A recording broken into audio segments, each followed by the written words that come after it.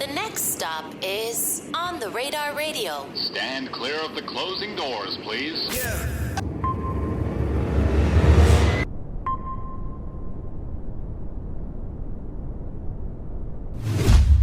Yes, sir, baby. On the Radar Radio. Yo, special guest in the building.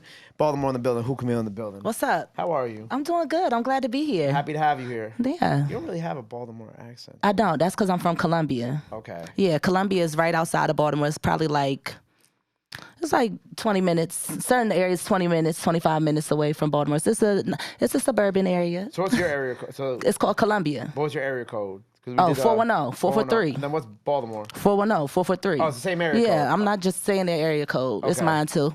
I was just curious. Hey, look, No, I was just feel curious you. No, if there was no. different area No, codes or some it's shit. both. So it's kind of covered all in the same. But then DC gets to be 202.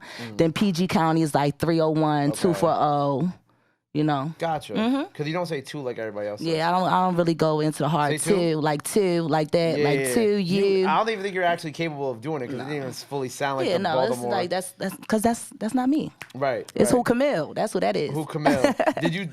Did the WhoCamille name come from people being like, who? Like, I really was just about to. I just wanted to change my Instagram name at the time, for real. I don't think my name was like Cam's Grams or something like that, and I was just over it. And I just wanted it to be Camille because Beyonce, of course, right? Yeah. I just want to be Camille, right? Somebody had it, then I did Camille because black people be like, who? Camille, right? So Camille did that. Somebody had it, and then I just started putting random words in front of my name, and I just like the way who looked. It's a question, and then when I introduce myself, it's always kind of people be confused sometimes, so I can just say who.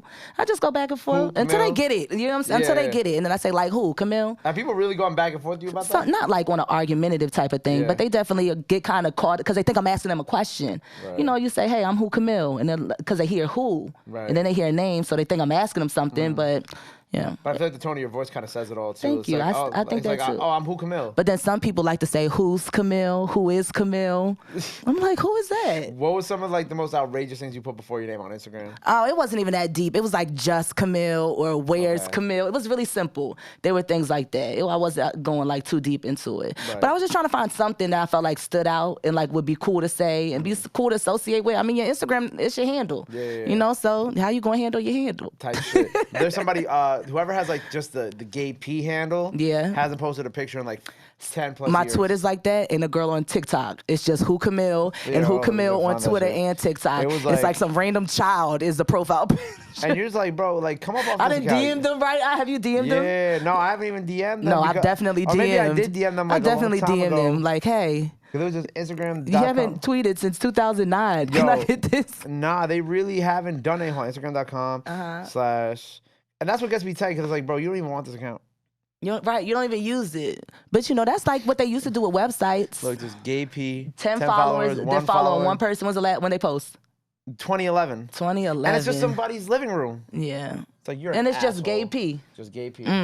You're an asshole, whoever you are out there who took my fucking account, my name. I think there is like a rule though that after like a certain amount of years, you could reach out to the social media company and if they haven't posted or been active, like you could get that account. Right. Or you get it deactivated and you can take the name. But I feel like maybe they do that because, didn't they used to like buy out artists' websites? So when they would go look for the website, it's like, okay, well, you looking for your website. I know you got money. I need $1,500. People definitely did that with TikTok. Like let's say, like, I don't know if this actually happened, but like 21 Savage, like somebody probably made like an artist account like 21 Savage. It was like, you want this account? Right, buy it, pay. I mean, label got to come up off a couple stacks real quick. Hey, you gotta work the system. You gotta work the system. If you ask me, I'm here for working the system. So, because the system gonna work you, right? Right, respectfully. Right. So you gotta play your keep game. that as your artist name. Yeah, I just went with WhoCamille, and really, so I mentioned in 410 shit, I say Coach Free. I used to coach volleyball and teach PE, and at the time, like I was really going by Coach Free. Like that's what so I'm a PE teacher, volleyball coach. My name Coach Free, and I really wanted. That's when I started. When I was doing music, I started, and I was Coach Free, and so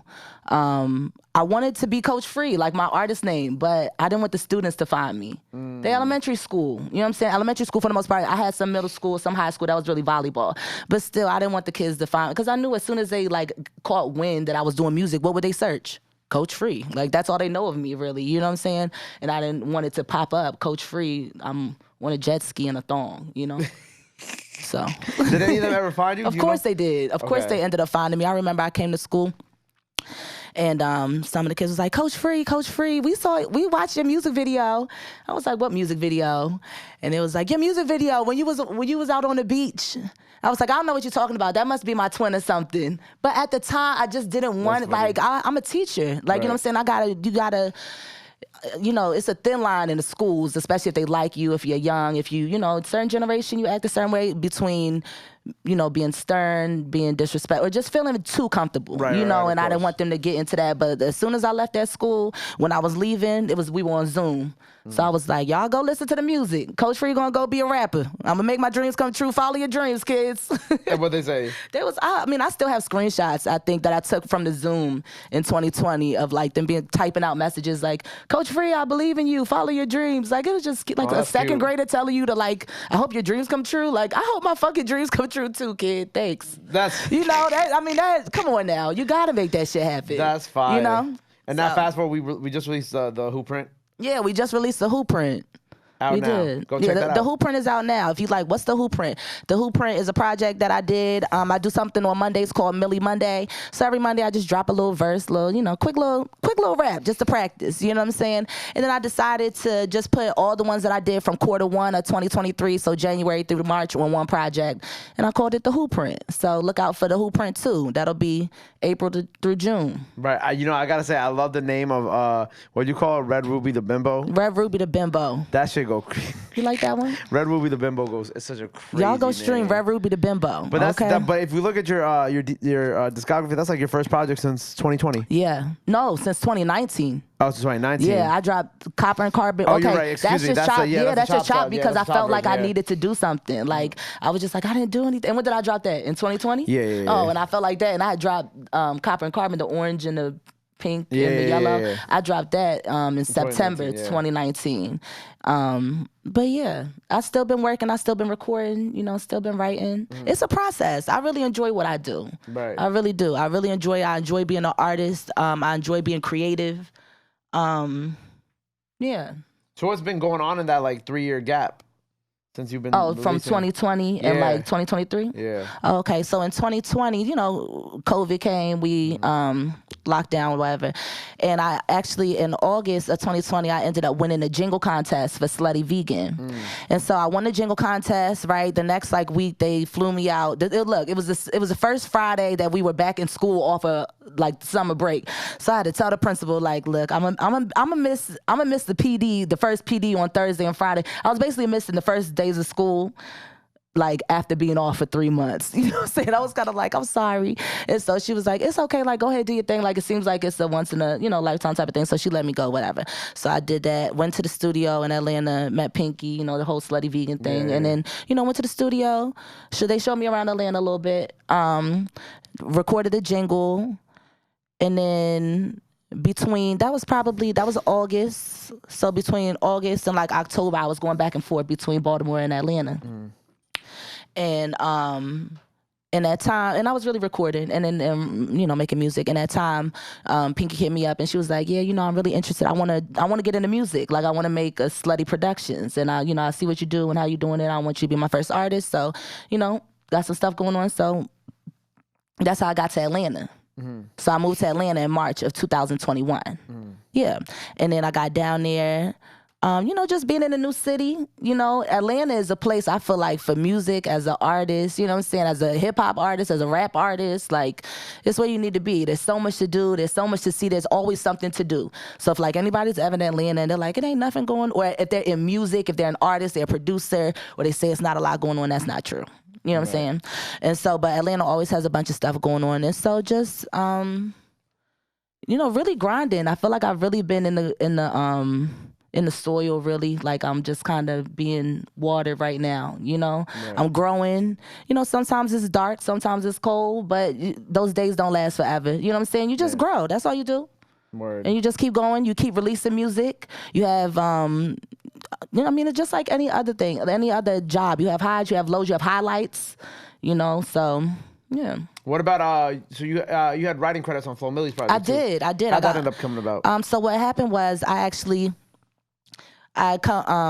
was working with some writers. It was Escanelli, WhoCamille, Rush. So shout out to all of y'all, right? And we was just in the room, and it was a Get Money sample, right? Junior Mafia Get Money sample. And so the beat came on, and we just kind of came up with Get Money. It was a Get Money. We were calling it Get Money at the time. And so recorded it, whatever. And then it kind of honestly, it took a little while to get the music going on my end. Like the song was done. We completed the song, got all the versions, but on some other stuff, it just was taking a little while. And then the producer hit me and was like, look, Flo Milli is shopping with us, like, and she really likes this song. She wants to use it for her album. Like, let me know what you got going on. So I kind of weighed my options, you know what I'm saying? And we just kind of decided, okay, well, we'll just do this. And so she got the song, and it was dope. You know what I'm saying? I feel like it's definitely... it's something to learn from on keeping a record for yourself, and then also giving a record to or selling a record. You know, it's never one way. You know, It's never one sided. You always get, either way it goes, you're gonna get or give or take it. You know what I'm saying? You're gonna feel something. And so, I mean, when I woke up and I didn't believe it, because at that point I was at the point in my career, which I probably still am there, where like until it's released, I don't believe it. You get what I'm saying? Like, I'm not excited about it. I'm not telling people about it because I feel like I've been disappointed in the past. And so when I saw that, like, it was out, and like I saw the album, like she posted it, and then I saw the track list and the title, what she had titled it, was there. Then I went to the credits and my name was there, and I'm like, okay, this is real, you know? But I just feel like, at least for me in music, it's like, don't get too hyped. You know, I feel like it's like anything else. You don't want to go around saying too much about stuff. Right, but it did come out. But it definitely came out. Yeah. But like, I was about to get back to that. But yeah, I loved it. Shout out to Flo Milli. And I enjoy writing for other artists, for real, because you get to tap into a bag that you really wouldn't tap into if it was your song. Like, if I'm writing for Cardi, I'm gonna get to be able to say some big wild shit. You know what I'm saying? Like, I just don't talk like that on a regular. Not saying I wouldn't, but I know that she will. Like, it's not nothing for her to say something crazy. Right. In a good way, crazy. Have you been doing a lot of writing for other artists lately? I've been in some sessions for some artists. I don't really want to, say names just because, It's not out. It's not out, you know what I'm saying? But, yeah.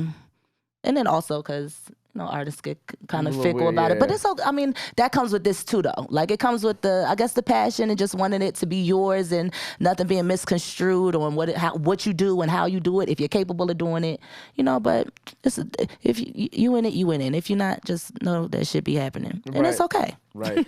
Was like a lot of the writing camps that you got invited to, was that like in Atlanta too? Yeah, for the most part, it was in Atlanta. Was that also where you did like a bunch of the opening gigs for like Baby and Bag? No, that was in Tallahassee. Okay. Yeah, that was in Tallahassee. Yeah, I'll be moving around. Like, I drove up here from Atlanta. I stopped home first, so I stopped in Maryland, and then I came up to New York. Right. I was here last. I did a podcast in Connecticut on Monday. What's today? Wednesday. Yeah, I did a podcast. In Connecticut on Monday. I did a performance on Monday. So yeah, where the people want me, I'ma go. Like, I got who else is gonna go? I can't, I don't have a twin or like somebody I could go throw on the, you know what I'm saying? I'm not gonna put my sister up there. Shout out Finesse 2 times. Put his brother up there. And so, yeah, I just got to go where they want me. And where, you know what I'm saying, that's what you got to do. You got to find your audience. Well, really, I've also read that your audience will find you, and that's when they reach out to you. But once they say, hey, we want you on this platform, you got to kind of decide if it's worth it, say if you want to go or not. So that's what I do. Right. So how did all the opening, like, so you said in Tallahassee, that's where like Bag and the Baby situation were? So that happened, so that was at FAMU Homecoming. And so it's a, you ever heard of Music Breaker?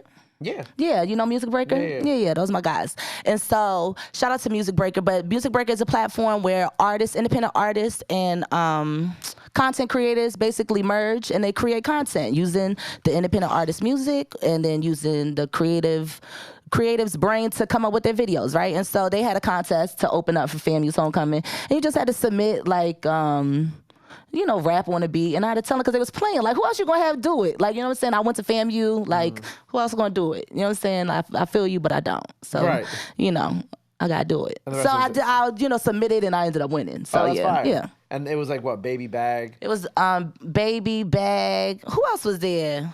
Those are like the bigger names for real. Okay. Baby Bag, WhoCamille. That's who was there. There you go. That's fine. So as you like go for it, like, what are we working on right now? I'm working on Who Print 2. Okay.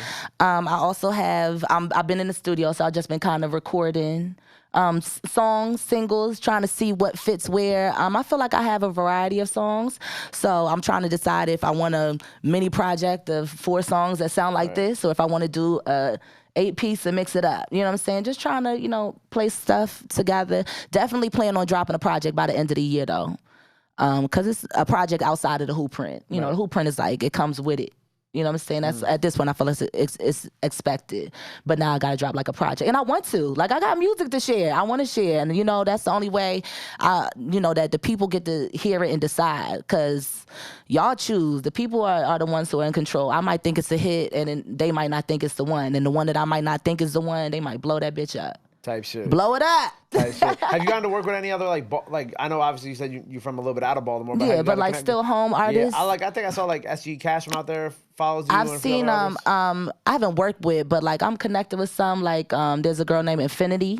So shout out to Finny. Shout out to Kashia. Shout out to Miss Cam. There's a bunch of girls from out. Yeah, there's out a bunch of Baltimore. girls from home. Yeah. Baby Carlo. Yeah, I fuck with them. I feel like we have our sound. We sound different. You know what I'm saying? And even in you saying like I don't sound like them, but I don't feel like I sound like other people. Also, you get what I'm saying? Like you kind of get I kind of hear it, but I don't hear it, and I think that's where the Columbia kind of. But that's also Columbia's considered the DMV. So DC, Maryland, Virginia. Like it's all in the. It's all in the same potato chip bag. So aside from Hooper 2, we have some other stuff on the way too. Say it again? Aside from Hooper 2, we got some other stuff on the way for sure. Got a video on the way. I just shot with this videographer. Her name is Quay. Shout out to Quay Productions. She's out of Philly. Y'all need to fuck with her.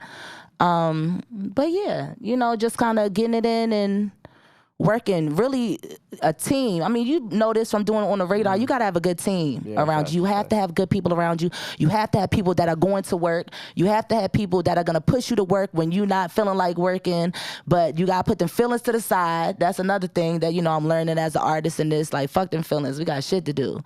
Right. And it can get hard. And I feel like artists know that it can get hard. And Instagram and social media makes you feel like you have to always be good and always be on. You know what I'm saying? And so, shout out to my team for sure. I really appreciate them doing their thing.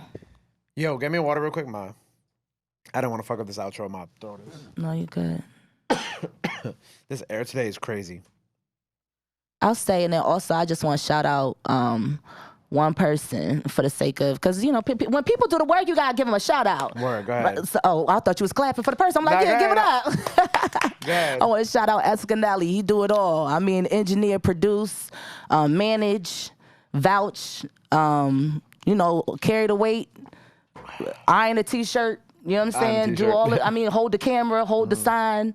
We'll fight for your name. So, it takes a lot to be that person in an independent artist situation for real. Right. Like, you got to really believe in it. Yeah. So, shout out to Escanelli. Word. Well, it's been a pleasure having you here today. Freestyle out now, performance out now by the time y'all see this.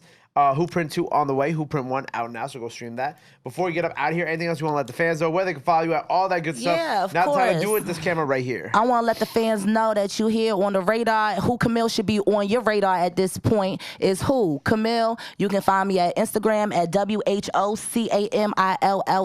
I'm on Apple, Tidal, Spotify, Google Play, YouTube, wherever there's music, she's present. You heard it. WhoCamille. Milli. There you go. WhoCamille on the radar. Go run up everything she has out now. Go run up the freestyle. Go run up the performance. Go follow her. Go show her some love. Go show her some support. Love is free. Support is free. But y'all already knew that. Till next time on the radar. That part. And I said, now that gay P gave me the floor. You bitches is under one. You know that.